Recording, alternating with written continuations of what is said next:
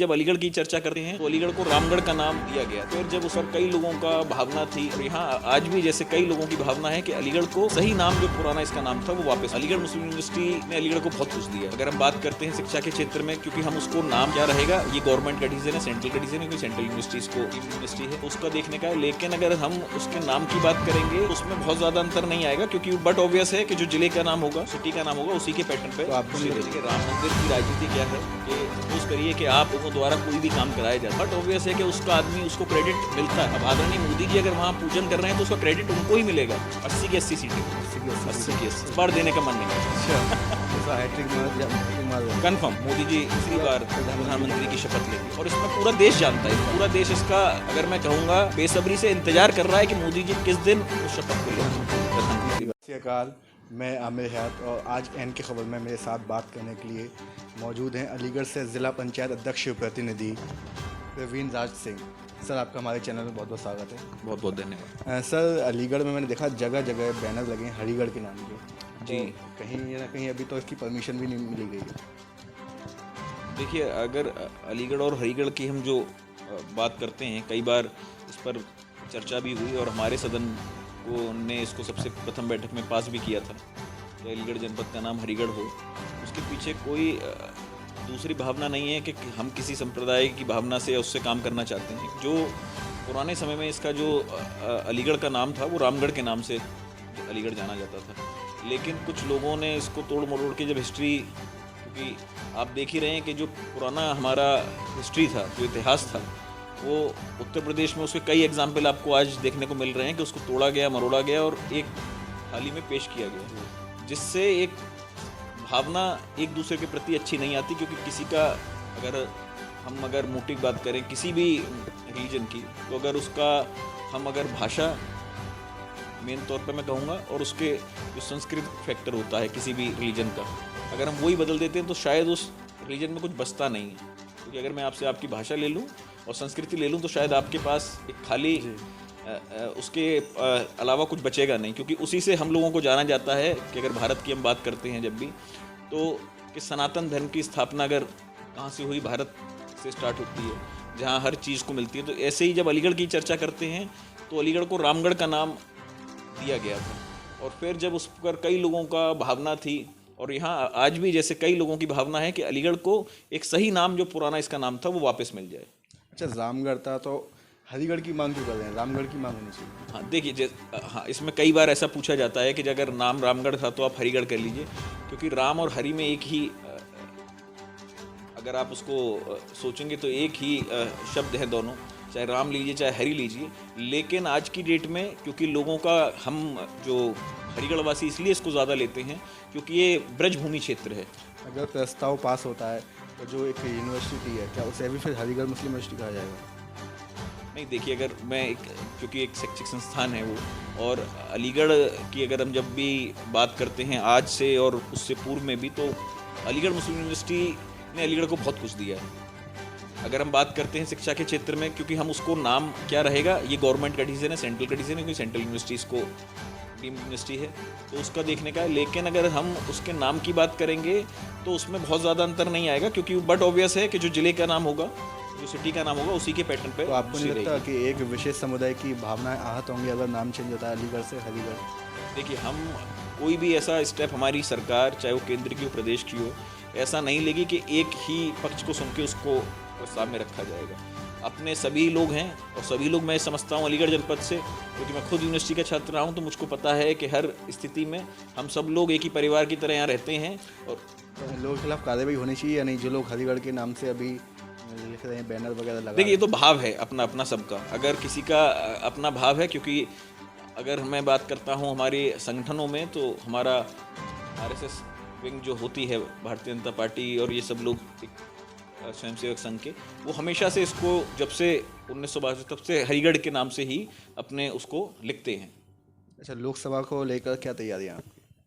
नहीं, देखिए, लोकसभा के लिए अलीगढ़ जनपद में सभी लोग बहुत उत्साहित हैं और अभी हाल ही में 21 अगस्त को बाबूजी की पुण्यतिथि पर हम लोगों ने एक बहुत बड़ा और विशाल कार्यक्रम सभी के लोगों के माध्यम से उसको किया था और आदरणीय उसमें अमित शाह जी भी मुख्य अतिथि के रूप में रहे थे, आदरणीय मुख्यमंत्री भी रहे थे और विशाल जन सैलाब, क्योंकि आपको जो आप खुद न्यूज़ के बैकग्राउंड से हैं तो आपने देखा होगा कि सबसे बड़ा हुजूम उस दिन लोगों को देखने को यहाँ मिला। तो ये आदरणीय बाबूजी की धरती है और मैं कहूँगा अगर इस ज़िले की बात करते हैं, इस पूरी बेल्ट की बात करते हैं तो यहाँ सारे लोग, मुझे लगता है ब्रज क्षेत्र की सबसे बड़ी जीत देने वाली है जिले।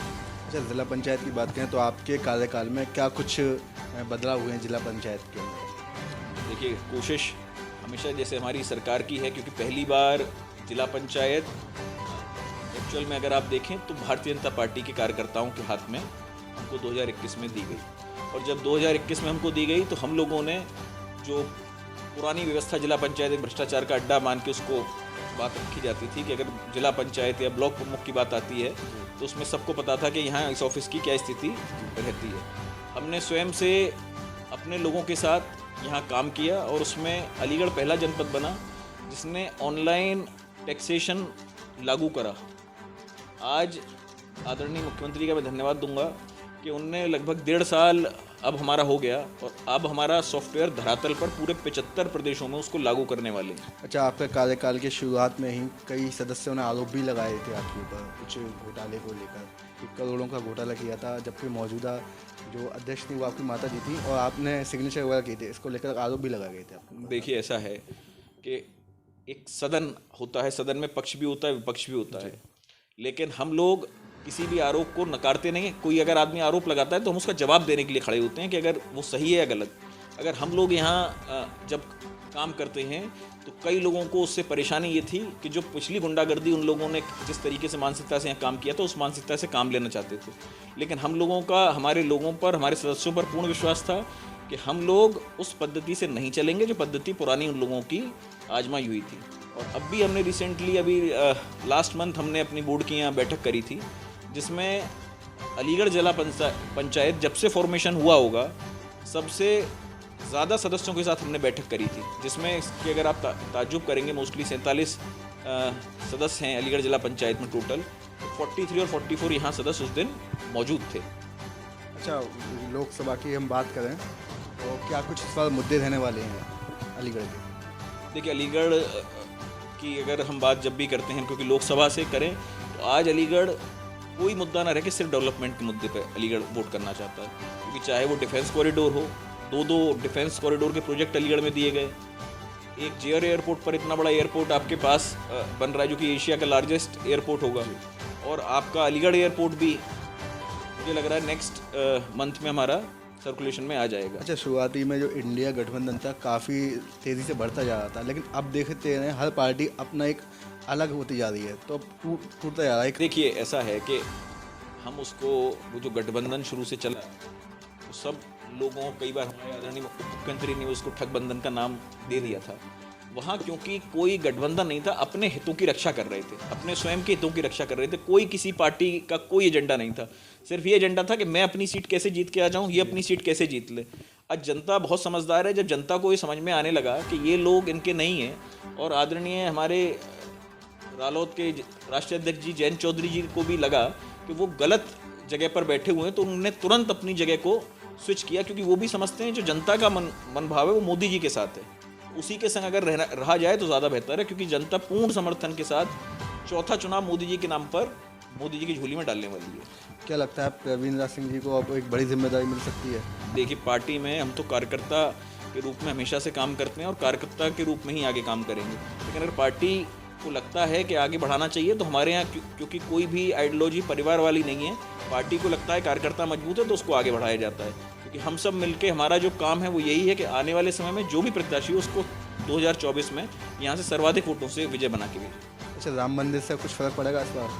राम मंदिर बन गया है जो वोटर। देखिए, राम मंदिर तो 500 साल एक पुराना इतिहास को तोड़ना मरोड़ना, वो इतना प्रेशर चला। लेकिन आज जो राम मंदिर की भावना से, अगर आप वोट का आप पूछना चाह रहे हैं कि वोट के साथ, कई लोगों ने आरोप भी लगाए थे कि जो लोग राम मंदिर के पीछे राजनीति कर रहे हैं। देखिए, राम मंदिर की राजनीति क्या है कि सपोज करिए कि आप लोगों द्वारा कोई भी काम कराया जाता, बट ऑब्वियस है कि उसका आदमी, उसको क्रेडिट मिलता है। अब आदरणीय मोदी जी अगर वहाँ पूजन कर रहे हैं तो उसका क्रेडिट उनको ही मिलेगा, क्योंकि साधु संत भी नाराज हो गए थे। देखिए, वो एक प्रोपोगेंडा फैलाया गया कि क्योंकि राम मंदिर कोई भी एक क्योंकि आस्था का केंद्र था, वो पॉलिटिसाइज उसको नहीं कर सकते। क्योंकि आज हम किसी मंदिर में जाते हैं तो उस मंदिर में कोई एक पार्टी का या एक समुदाय का ऐसा नहीं कि सिर्फ वही जा पा रहा है और वो उस और कोई नहीं आ रहा है। क्योंकि कई तो मैंने अगर आपने रिसेंटली वीडियो में भी देखा होगा तो राम मंदिर में स्टार्टिंग के डेज में कई मुस्लिम भाइयों भी वहाँ दर्शन करने गए और उन्होंने कहा कि हमें बहुत सुकून मिला कि ये मुद्दा ख़त्म हुआ। क्योंकि कई बार हम क्या होता है कि एक छोटे से मुद्दे को इतना बड़ा बना लेते हैं कि आपसी उसके जो एनवायरनमेंट होता है वो ख़राब होता है। तो उन लोगों ने बहुत अच्छा परिचय दिया। अब ज्ञानवापी की तरफ बढ़ गए हैं। अब देखिए ज्ञान, मैं आपको तभी स्टार्टिंग में जब आप पूछ रहे थे, अगर कोई भी और कई लोग, क्योंकि यूनिवर्सिटी में भी कई ऐसे प्रोफेसर हैं, मुस्लिम प्रोफेसर हैं, और अगर आप देखोगे तो राम मंदिर का भी जिनने आर्कियोलॉजिकल जो हेड थे वो भी एक मुस्लिम थे। जब उनने भी सर्वे किया तो उनने भी ये कहा कि जो हिस्ट्री गलत करी गई, अगर उसको कोई सही करता है और उसके लिए सारे धार्मिक लोग एक बात करते हैं तो उसको कर देना चाहिए।